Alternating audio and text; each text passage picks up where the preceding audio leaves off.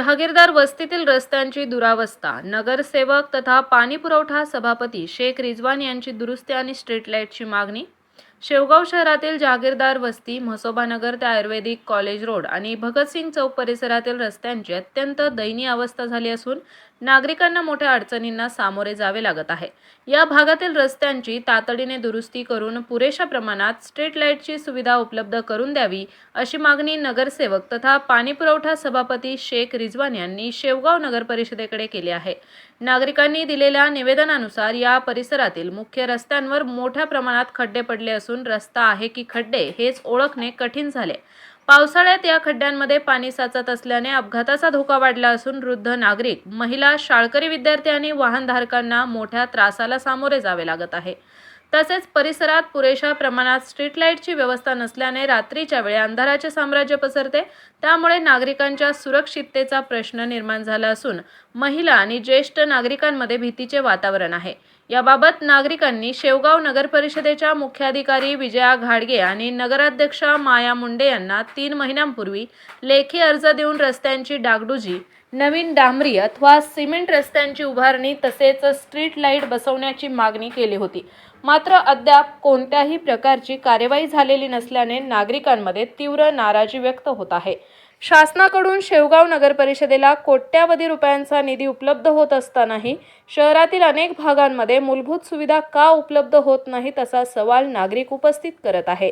तसेच नगर परिषदेचे अधिकारी नेमके कोणाच्या आशीर्वादाने कामकाज करत आहेत याबाबतही शहरात चर्चा रंगू लागली आहे. जहागीरदार वस्ती आणि परिसरातील रस्ते आणि स्ट्रीट लाईटचे प्रश्न तातडीने मार्गी लावावेत, अन्यथा नागरिकांच्या रोषाला सामोरे जावे लागेल असा इशाराही स्थानिकांनी दिलाय.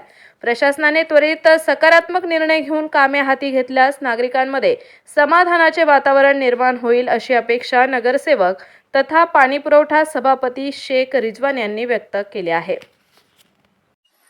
आज आपण जहागीरदार वस्ती प्रभाग क्रमांक 3 मध्ये या जहागीरदार वस्तीतील नागरिकांचे येण्या जाण्याचा जो मुख्य रस्ता आहे शहरात, या वस्तीवरून त्या रोडवर आलेले त्या लोकांची खूप वर्षापासून ही मागणी आहे का आम्हाला जाण्या येण्यासाठी रस्ता चांगला मिळावा. रस्त्याची परिस्थिती आपण बघितली, रस्त्याचे आपण फोटो काढलेले आहेत, खड्डे आहेत. उद्या कदाचित एखादी महिला गरोदर असेल तर तिला हॉस्पिटलमध्ये यांनी कसं न्यायचं, रात्री अपरात्री पावसाच्या दिवसात, पावसाच्या अगोदर आपण यांना 9 नगर परिषदेला मी स्वतः माझ्या लेटर पॅडवर 9/4/2026 रोजी अर्ज दिला होता का बा जहागीरदार वस्ती येथील रस्त्याची दुरुस्ती और स्ट्रीट लाईट यांना ही सुविधा देण्याबाबत मी वारंवार तक्रार लेखी तोंडी केलेली आहे. प्रशासन ते काही मनावर घेत नाही. पण इथली परिस्थिती खूप बिकट आहे. माझी या माध्यमातून परत एकदा विनंती आहे प्रशासनाला सुद्धा, नगराध्यक्षांना सुद्धा, का लवकरात लवकर या रस्त्याचं दुरुस्ती, पावसाचे दिवस चालू आहे, दुरुस्ती म्हणजे दुरुस्ती करून देण्यात यावी, जेणेकरून या लोकांना रहदारीसाठी हा रस्ता चांगला होईल. शाळकरी मुलं आहेत, वयस्कर लोक आहेत, त्यांना या रस्त्याने जाणं येणं खूप कठीण काम आहे. म्हणजे या रस्त्याने त्यांना जर गावात काही सोयीसुविधासाठी जायचं असेल तर खूप सर्कस करून या रस्त्यातून जायचंय. मुली सायकलीवर येताना, वयस्कर काही गाडीवर, आमचे लोक इथं मोटरसायकलीवर पडलेले आहे. याची कृपा करून त्यांनी, माझी एवढीच विनंती या माध्यमातून, जहागीरदार वस्तीचं रस्त्याचं दुरुस्तीकरण लवकरात लवकर करून द्यावं, एवढीच विनंती. एक प्रश्न विचारतो. तुम्ही एक पत्र पालिकेला दिलं होतं, 3 ते 4 2 महिने झाले वाटते पत्राला देऊन. हा, कुठल्याही प्रकारची याला दखल नाही घेतली नगरपालिकेने, मुख्य अधिकारी यांनी व नगराध्यक्ष. काय बरं आहे, काही राजकीय षडयंत्र असलं असं वाटत तुम्हाला याच्यात? काय कोणाच्या प्रेशर मध्ये करतायत हे माहित नाही. मी लोकप्रतिनिधी आहे, लोक माझ्याकडे आहे ना या सगळ्या गोष्टीची अपेक्षा ठेवून मला त्यांनी निवडून दिलेलं आहे आणि मी त्यांच्या या प्रश्नांचं मनापासून, त्यांचे प्रश्न कसे मार्गी लागतील याचा मी प्रयत्न करतोय. प्रशासनाला मी वारंवार बोललोय, बांधकाम अभियंत्याला सुद्धा मी वारंवार तोंडी सांगितलं, लेखी त्यांच्याकडे दिलेली आहेत. हा फक्त जहागीरदार वस्तीचा रस्त्याचा विषय नाही आहे, म्हसोबानगरच्या पिण्याच्या पाण्याचा प्रॉब्लेम आहे. आपल्या जो विठ्ठल रुक्मिणी आपले छत्रपती शिवाजी महाराज चौक ते भगतसिंग चौक असा रस्ता होता. तो रस्ता फक्त विठ्ठल रुक्मिणी मंदिरापर्यंत केला गेला. त्याच्यानंतर नायकोणी मोहल्ला परिसरातून खालच्या विशीपर्यंत सुद्धा रस्त्याची याच्यापेक्षा बिकट परिस्थिती आहे. ह्या सगळ्या गोष्टी आपण लिखी त्यांना दिलेल्या आहेत, वारंवार त्यांना मागणी केलेली आहे.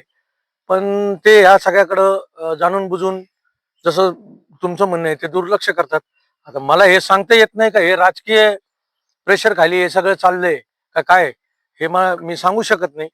पण माझी विनंती आहे का त्यांनी माझे हे प्रलंबित काम मार्गी लावून द्यावं. पळ धड होती, माणसं बाया माणसं असते पाठीमाग, रोड नाही नीटनेटका जायला, परीक्षे गाडी सिरीज झाली, मा पायाला लागलं. काय करायला पाहिजे याच्यावर बरं त्याच्यावर आता? आता ते सरकारने रस्ता करायला पाहिजे. आमच्या गोरगरीबावर कसं हे होणार नाही का, जायला वाट पाहिजे आमच्या गोरगरीबाला. आमचे मरणाचे हाल होते, पाण्या पावसाचं आम्हाला चालता येत नाही, गाड्या फासल्या आमच्या, काही वेळेस गाडी सोडून जावं लागत आम्हाला. कॉंग्रॅच्युलेशन वहिनी, बाळ झाल्याबद्दल. पण मी ऐकलंय डिलिव्हरी फार क्रिटिकल होती. आता ठीक आहे ना सगळं? अगं होता थोडा प्रॉब्लेम, पण स्त्रियांच्या आरोग्याची संपूर्ण काळजी घेणारं मातृसेवा होतं ना साथीला. सगळं सुरळीत झालं. किशोर वयापासून ते रजोनिवृत्तीपर्यंत स्त्रीच्या आरोग्याची संपूर्ण काळजी घेणारं अहमदनगर मधील पहिलं स्त्री रुग्णालय Matruseva women's hospital, obstetric ICU. किशोरवयीन आणि विवाहपूर्व समुपदेशन, गरोदर माता तपासणी आणि प्रसूती, पहिल्या सिझेरियन नंतर नॉर्मल डिलिव्हरीची सोय. मातृसेवा विमेन्स हॉस्पिटल, सक्कर चौक, नवीन टिळक रोड, अहमदनगर. फोन 9850 20 0017.